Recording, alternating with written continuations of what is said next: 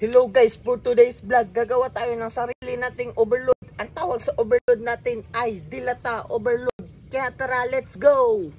First step guys, magsisimula tayo sa umpisa. Pasisigain natin yung kalan. Yan. Dagkutan natin ng posporo.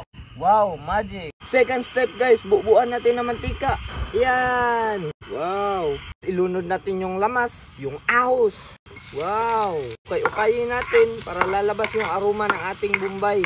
Wow. Isusunod naman natin yung bombay. Binaliktad ko kasi baliktad pagka istorya kanina. Yan. Wow. Hintayin lang natin para lumabas yung aroma. Ayun na guys, pula-pula ng ating mga lamas. Ilulunod na natin yung dilata natin. Sardinas, mega sardines.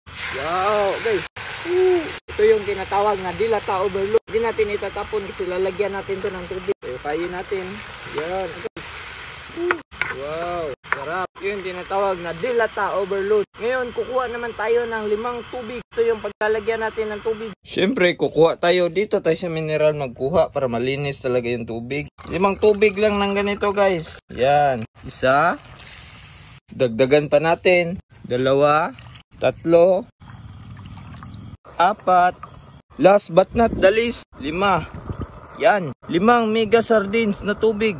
Yan, tingnan nyo guys, umaapaw yung dilata overload natin guys. So, yan, ang daming load niya guys. Oh, wow. Ngayon guys, pagkatapos natin malagyan ng tubig, takpan muna natin guys para bubukal siya. At mag-iintay tayo ng 10 minuto. Kaya tara, let's go. Ito na guys, takpan natin. So, mag-intay tayo ng 10 minuto. Yan. So, ayun na guys, bumubukal na siya. So, tatanggalin natin yung taklo. Tapos, ilagay natin yung ating udong. Yan. Wow, umu-overload talaga siya guys. Oh, yan, umu-overload siya guys. Yan, overload. Yan. Daming udong guys. Ubusin natin to kasi sayang. 3 pesos pa to, sayang. Wow, okay-ukayin natin guys. Katapos, timplahan natin guys ng mga pampalasa. Lagyan natin ng konting magic sarap para lalong mas sumasarap. Yan. Yan.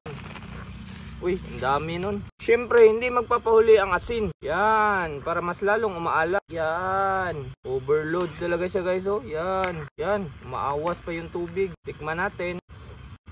Sarap. So, ayun na guys, matapos natin siya maukay, takman muna natin siya at maghintay tayo ng 5 minuto.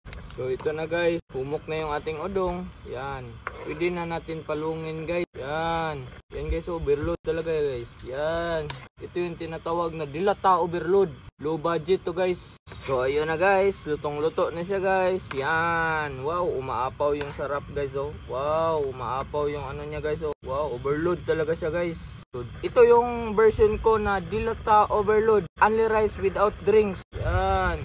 Lilipat na natin guys. Yan. Sarap. Yan, umaapaw guys. Tara, kain na tayo guys. So ito na guys, tikman na natin yung only rice without drinks natin. So ito yung rice natin guys. Sa halagang 50 pesos, mabubusog ka na. Kaya tara, kain na.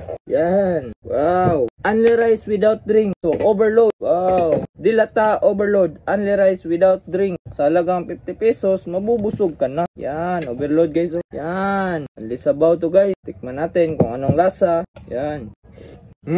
Saktong alat. Saktong sarap. Yan. Wow. Dilata overload. Yan. Bakit may nandidiri sa mga ganitong ulam guys na ang sarap-sarap naman ito. Sarap oh. Pinangdidirian nila nito na ang sarap nito. Sarap. So yun nga guys. Subukan nyo ito sa bahay nyo. Mapapa-only rice talaga kayo. Sarap. Only sabaw din oh. Subukan nyo itong dilata overload only rice without drink. So let's go. Sa halagang 50 pesos lang.